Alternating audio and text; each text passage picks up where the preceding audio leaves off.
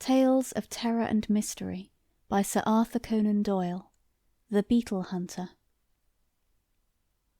"A curious experience," said the doctor. "Yes, my friends, I have had one very curious experience. I never expect to have another, for it is against all doctrines of chances that two such events would befall any one man in a single lifetime. You may believe me or not, but the thing happened exactly as I tell it.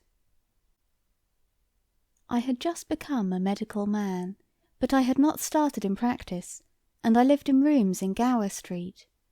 The street has been renumbered since then, but it was in the only house which has a bow window, upon the left-hand side as you go down from the Metropolitan Station. A widow named Murchison kept the house at that time, and she had 3 medical students and 1 engineer as lodgers. I occupied the top room, which was the cheapest, but cheap as it was more than I could afford. My small resources were dwindling away, and every week it became more necessary that I should find something to do. Yet I was very unwilling to go into general practice, for my tastes were all in the direction of science, and especially of zoology, towards which I had always a strong leaning. I had almost given the fight up, and resigned myself to being a medical drudge for life, when the turning point of my struggles came in a very extraordinary way. One morning I had picked up the Standard, and was glancing over its contents. There was a complete absence of news, and I was about to toss the paper down again, when my eyes were caught by an advertisement at the head of the personal column. It was worded in this way: "Wanted, for 1 or more days, the services of a medical man. It is essential that he should be a man of strong physique, of steady nerves, and of a resolute nature. Must be an entomologist, coleopterist preferred. Apply, in person, at 77B Brook Street. Application must be made before 12 o'clock today."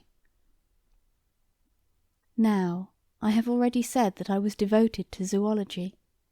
Of all branches of zoology, the study of insects was the most attractive to me, and of all insects, beetles were the species with which I was most familiar.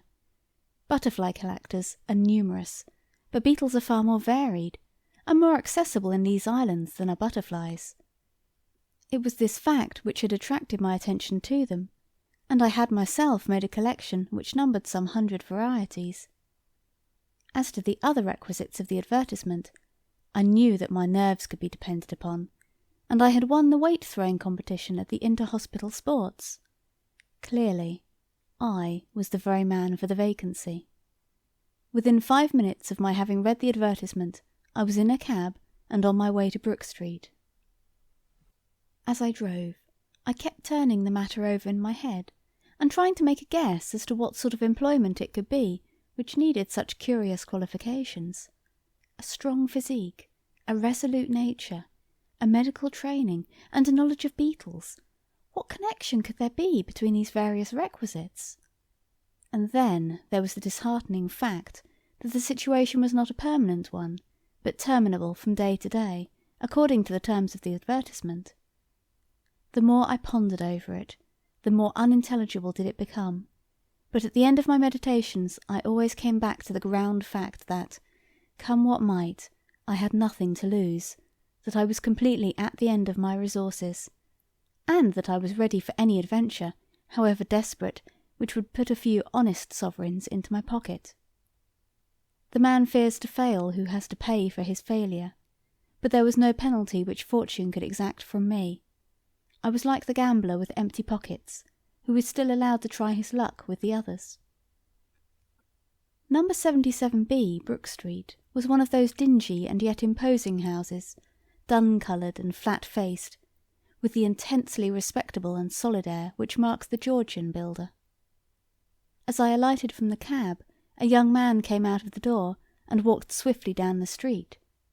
In passing me, I noticed that he cast an inquisitive and somewhat malevolent glance at me, and I took the incident as a good omen, for his appearance was that of a rejected candidate, and if he resented my application, it meant that the vacancy was not yet filled up. full of hope, I ascended the broad steps and rapped with a heavy knocker. A footman in powder and livery opened the door.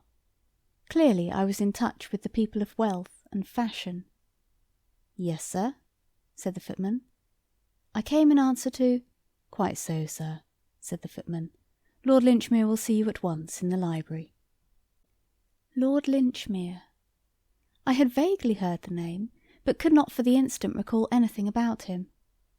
Following the footman, I was shown into a large book-lined room, in which there was seated behind a writing-desk a small man, with a pleasant, clean-shaven, mobile face, and long hair shot with grey, brushed back from his forehead. He looked me up and down with a very shrewd, penetrating glance, holding the card which the footman had given him in his right hand. Then he smiled pleasantly, and I felt that, externally at any rate, I possessed the qualifications which he desired. "You have come in answer to my advertisement, Dr. Hamilton?" he asked. "Yes, sir." "Do you fulfil the conditions which there are laid down?" "I believe that I do." "You are a powerful man, or so I should judge from your appearance." "I think that I am fairly strong." "And resolute?" "I believe so." "Have you ever known what it was to be exposed to imminent danger?" "No, I don't know that I ever have." "But you think you would be prompt and cool at such a time?" "I hope so." "Well, I believe that you would. I have the more confidence in you because you do not pretend to be certain as to what you would do in a position that was new to you. My impression is that, so far as personal qualities go, you are the very man of whom I am in search. That being settled, we may pass on to the next point." "Which is?" "To talk to me about beetles." I looked across to see if he was joking, but on the contrary, he was leaning eagerly forward across his desk, and there was an expression of something like anxiety in his eyes. "I am afraid that you do not know about beetles," he cried. "On the contrary, sir, it is the one scientific subject about which I feel that I really do know something." "I am overjoyed to hear it. Please talk to me about beetles." I talked. I do not profess to have said anything original upon the subject, but I gave a short sketch of the characteristics of the beetle, and ran over the more common species, with some allusions to the specimens in my own little collection, and to the article upon burying beetles, which I had contributed to the Journal of Entomological Science. "What? Not a collector?" cried Lord Linchmere. "You don't mean that you are yourself a collector?" His eyes danced with pleasure at the thought. "You are certainly the very man in London for my purpose. I thought that among 5 millions of people there must be such a man, but the difficulty is to lay one's hands upon him. I have been extraordinarily fortunate in finding you." He rang a gong upon the table, and the footman entered. "Ask Lady Rossiter to have the goodness to step this way," said his lordship, and a few moments later the lady was ushered into the room. She was a small, middle-aged woman, very like Lord Linchmere in appearance, with the same quick, alert features and grey-black hair. The expression of anxiety, however, which I had observed upon his face, was very much more marked upon hers. Some great grief seemed to have cast its shadow over her features. As Lord Linchmere presented me, she turned her face full upon me, and I was shocked to observe a half-healed scar extending for 2 inches over her right eyebrow. It was partly concealed by plaster, but none the less I could see that it had been a serious wound, and not long inflicted. "Dr. Hamilton is the very man for our purpose, Evelyn," said Lord Linchmere. "He is actually a collector of beetles, and he has written articles upon the subject." "Really?" said Lady Rossiter. "Then you must have heard of my husband. Everyone who knows anything about beetles must have heard of Sir Thomas Rossiter." For the first time, a thin little ray of light began to break into the obscure business. Here at last was a connection between these people and beetles. Sir Thomas Rossiter, he was the greatest authority upon the subject in the world. He had made it his lifelong study, and had written a most exhaustive work upon it.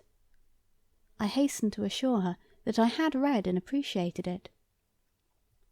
"Have you met my husband?" she asked. "No, I have not." "But you shall," said Lord Linchmere with decision. The lady was standing beside the desk, and she put her hand upon his shoulder. It was obvious to me as I saw their faces together that they were brother and sister. "Are you really prepared for this, Charles? It is noble of you, but you fill me with fears."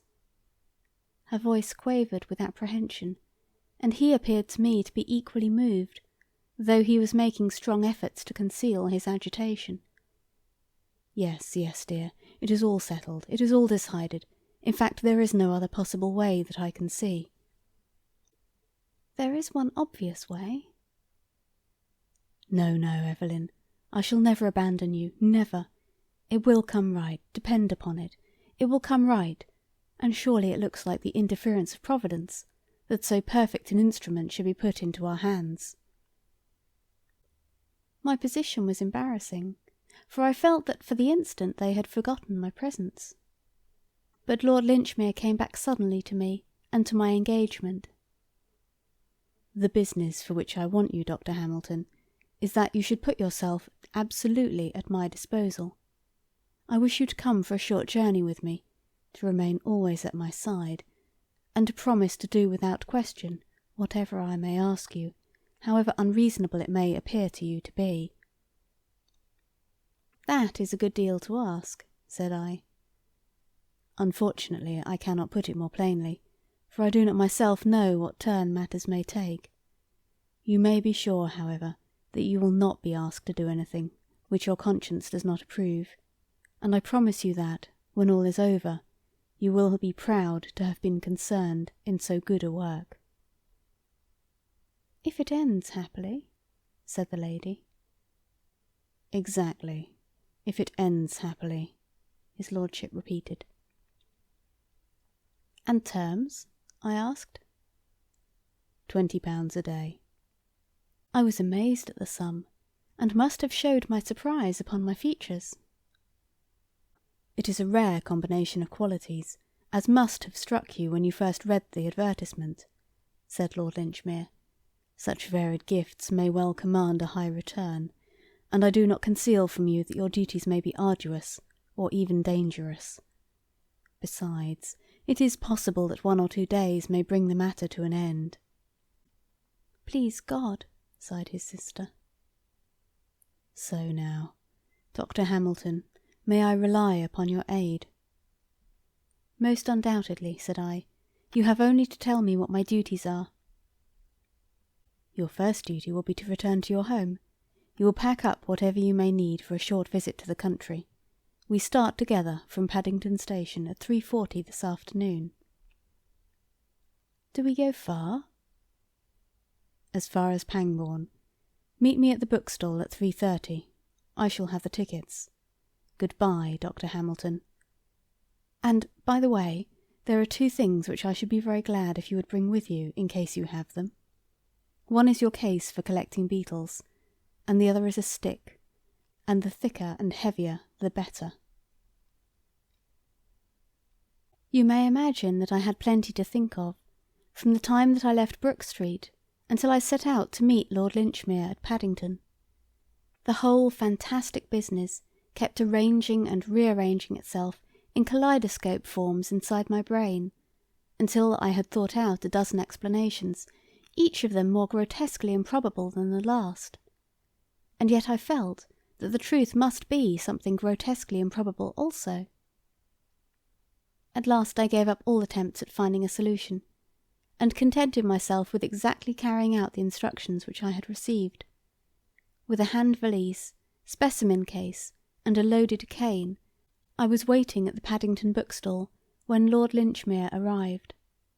He was an even smaller man than I had thought, frail and peaky, with a manner which was more nervous than it had been in the morning.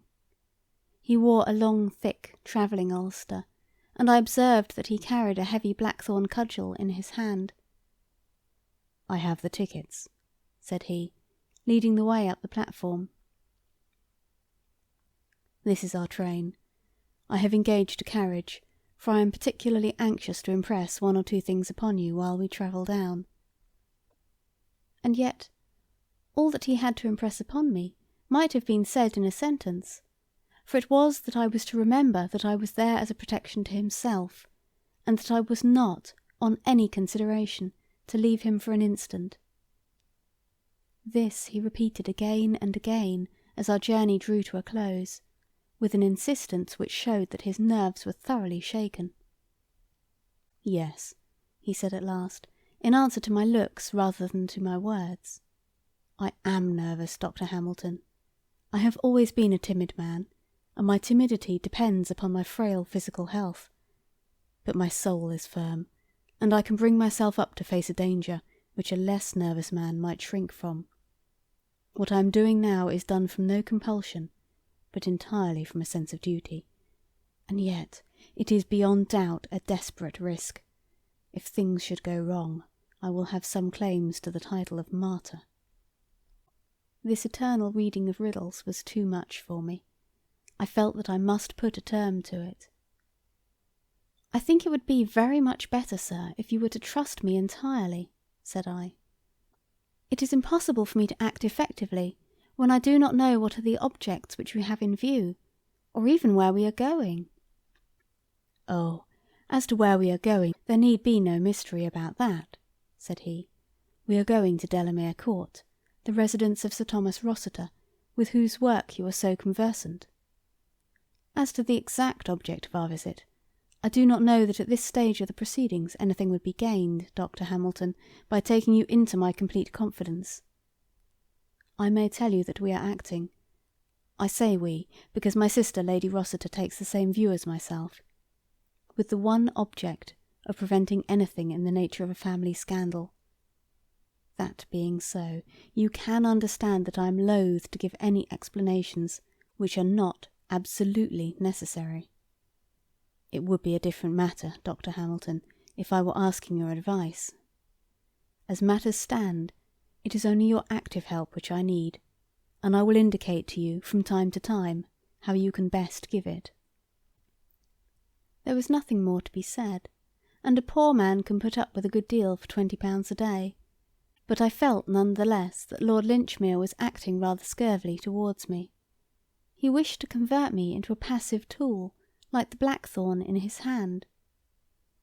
With his sensitive disposition I could imagine, however, that scandal would be abhorrent to him, and I realized that he would not take me into his confidence until no other course was open to him. I must trust to my own eyes and ears to solve the mystery, but I had every confidence that I should not trust to them in vain. Delamere Court lies a good 5 miles from Pangbourne Station, and we drove for that distance in an open fly. Lord Linchmere sat in deep thought during the time, and he never opened his mouth until we were close to our destination. When he did speak, it was to give me a piece of information which surprised me. "Perhaps you are not aware," said he, "that I am a medical man like yourself." "No, sir, I did not know it."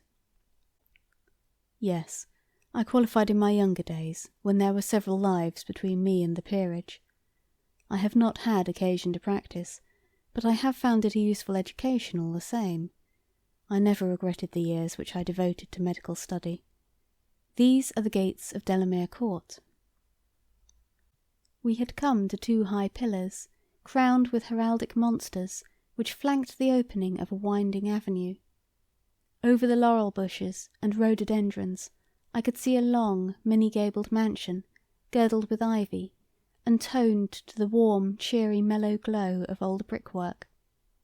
My eyes were still fixed in admiration upon this delightful house, when my companion plucked nervously at my sleeve.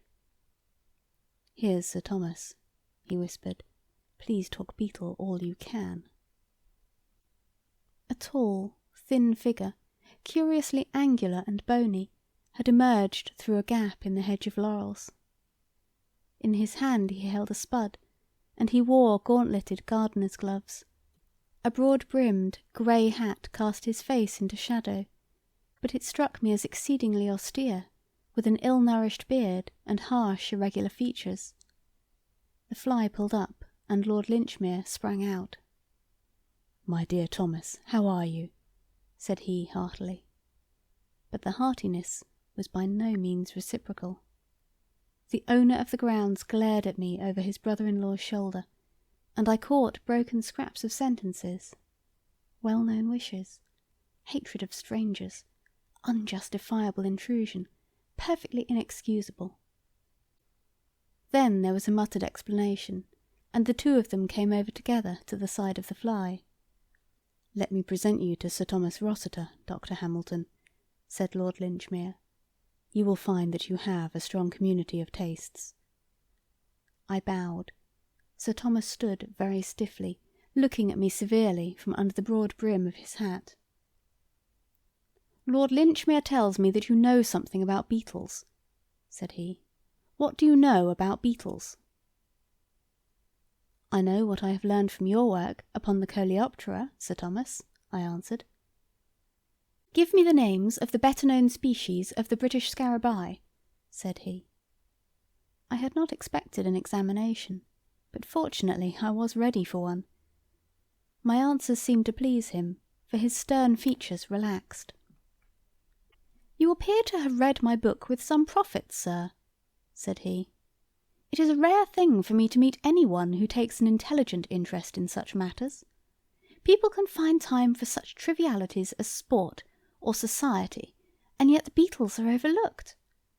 I can assure you that the greater part of the idiots in this part of the country are unaware that I have ever written a book at all.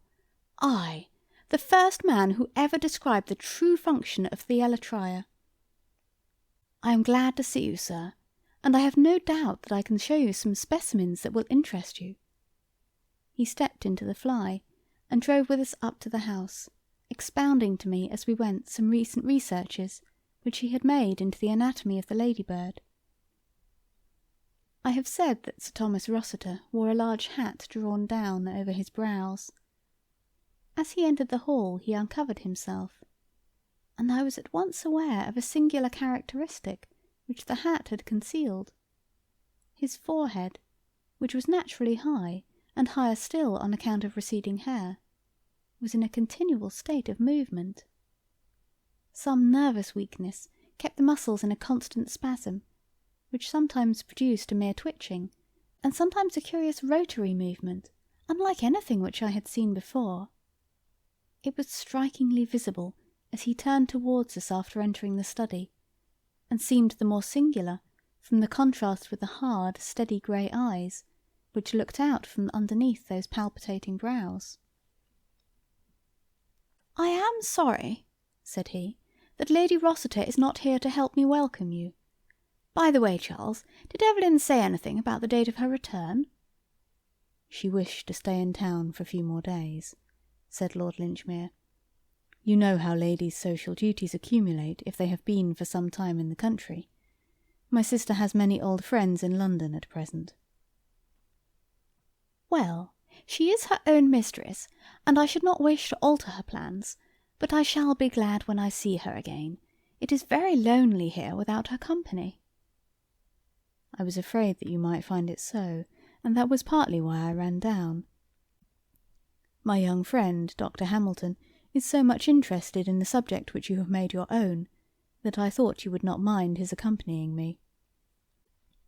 "I lead a retired life, Dr. Hamilton, and my aversion to strangers grows upon me," said our host.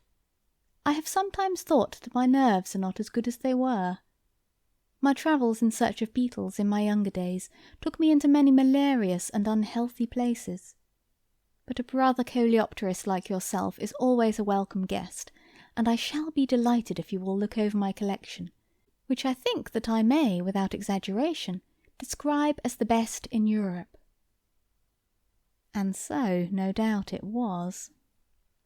He had a huge oaken cabinet arranged in shallow drawers, and here, neatly ticketed and classified, were beetles from every corner of the earth, black, brown, blue, green, and mottled. Every now and then, as he swept his hand over the lines and lines of impaled insects, he would catch up some rare specimen, and, handling it with as much delicacy and reverence as if it were a precious relic, he would hold forth upon its peculiarities and the circumstances under which it came into his possession. It was evidently an unusual thing for him to meet with a sympathetic listener, and he talked and talked till the spring evening had deepened into night, and the gong announced that it was time to dress for dinner. All the time Lord Linchmere said nothing, but he stood at his brother-in-law's elbow, and I caught him continually shooting curious little questioning glances into his face. And his own features expressed some strong emotion, apprehension, sympathy, expectation. I seemed to read them all. I was sure that Lord Linchmere was fearing something and awaiting something, but what that something might be I could not imagine.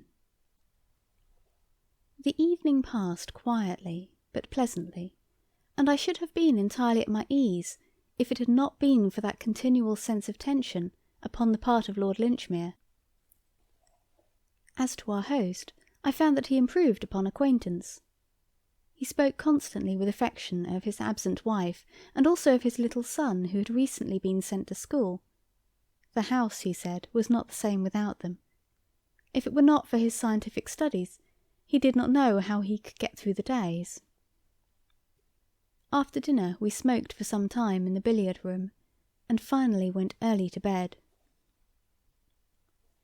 And then it was that for the first time the suspicion that Lord Linchmere was a lunatic crossed my mind. He followed me into my bedroom when our host had retired. "Doctor," said he, speaking in a low, hurried voice, "you must come with me. You must spend the night in my bedroom." "What do you mean?" "I prefer not to explain, but this is part of your duties.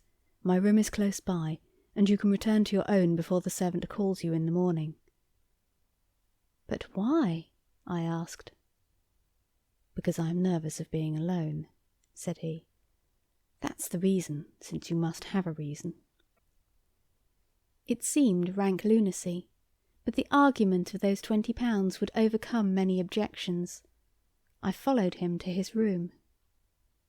"Well," said I, "there's only room for one in that bed." "Only one shall occupy it," said he. "And the other?" "Must remain on watch." "Why?" said I. "One would think you expected to be attacked." "Perhaps I do." "In that case, why not lock your door?" "Perhaps I want to be attacked." It looked more and more like lunacy. However, there was nothing for it but to submit. I shrugged my shoulders and sat down in the armchair beside the empty fireplace. "I am to remain on watch, then," said I, ruefully. "We will divide the night. If you will watch until 2, I will watch the remainder." "Very good." "Call me at 2 o'clock, then." "I will do so."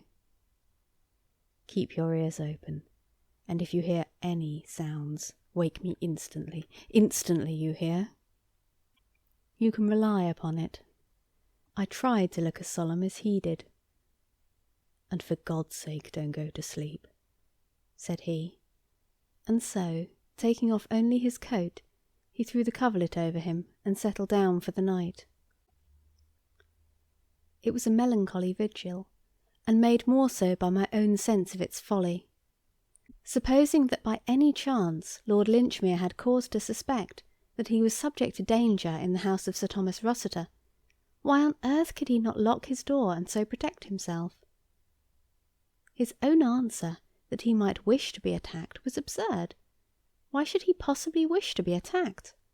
And who would wish to attack him? Clearly, Lord Linchmere was suffering from some singular delusion, and the result was that on an imbecile pretext I was to be deprived of my night's rest. Still, however absurd, I was determined to carry out his injunctions to the letter, as long as I was in his employment. I sat, therefore, beside the empty fireplace, and listened to a sonorous chiming clock somewhere down the passage, which gurgled and struck every quarter of an hour. It was an endless vigil. Save for that single clock, an absolute silence reigned throughout the great house. A small lamp stood on a table at my elbow, throwing a circle of light round my chair, but leaving the corners of the room draped in shadow. On the bed, Lord Linchmere was breathing peacefully. I envied him his quiet sleep, and again my own eyelids drooped, but every time my sense of duty came to my help, and I sat up, rubbing my eyes and pinching myself with a determination to see my irrational watch to an end. And I did so. From down the passage came the chimes of 2 o'clock, and I laid my hand upon the shoulder of the sleeper. Instantly he was sitting up, with an expression of the keenest interest upon his face. "You have heard something?" "No, sir, it is 2 o'clock." "Very good. I will watch. You can go to sleep." I lay down under the coverlet as he had done, and was soon unconscious. My last recollection was of that circle of lamplight, and of the small hunched-up figure and strained, anxious face of Lord Linchmere in the centre of it. How long I slept I do not know, but I was suddenly aroused by a sharp tug at my sleeve. The room was in darkness, but a hot smell of oil told me that the lamp had only that instant been extinguished. "Quick, quick!" said Lord Linchmere's voice in my ear. I sprang out of bed, he still dragging at my arm. "Over here," he whispered, and pulled me into a corner of the room. "Hush! Listen." In the silence of the night, I could distinctly hear that someone was coming down the corridor. It was a stealthy step, faint and intermittent, as of a man who paused cautiously after every stride.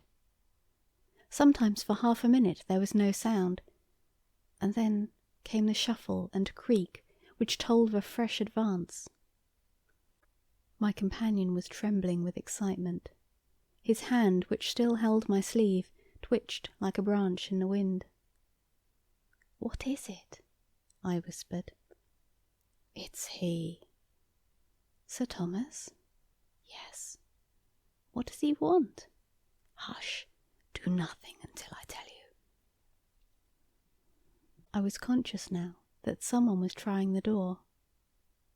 There was the faintest little rattle from the handle, and then I dimly saw a thin slit of subdued light.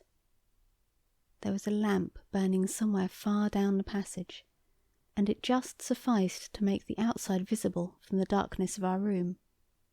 The greyish slit grew broader and broader, very gradually, very gently, and then, outlined against it, I saw the dark figure of a man. He was squat and crouching, with the silhouette of a bulky and misshapen dwarf. Slowly the door swung open, with this ominous shape framed in the centre of it.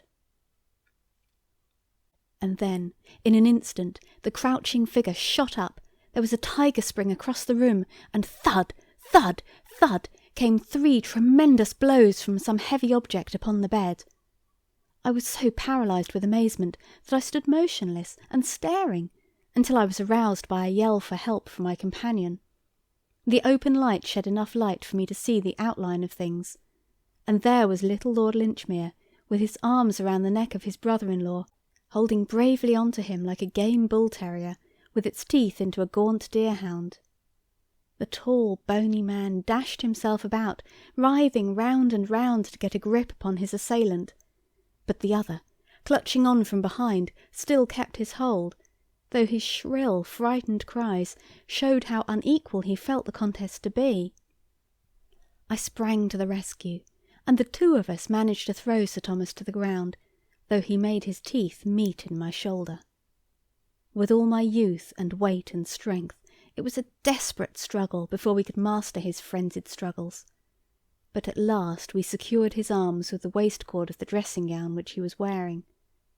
I was holding his legs, while Lord Linchmere was endeavouring to relight the lamp, when there came the pattering of many feet in the passage, and the butler and 2 footmen, who had been alarmed by the cries, rushed into the room. With their aid we had no further difficulty in securing our prisoner, who lay foaming and glaring upon the ground. One glance at his face was enough to prove that he was a dangerous maniac, while the short, heavy hammer, which lay beside the bed, showed how murderous had been his intentions. "Do not use any violence," said Lord Linchmere, as we raised the struggling man to his feet. "He will have a period of stupor after this excitement. I believe that it is coming on already." As he spoke, the convulsions became less violent, and the madman's head fell forward upon his breast, as if he were overcome by sleep. We led him down the passage, and stretched him upon his own bed, where he lay unconscious, breathing heavily. "2 of you will watch him," said Lord Linchmere.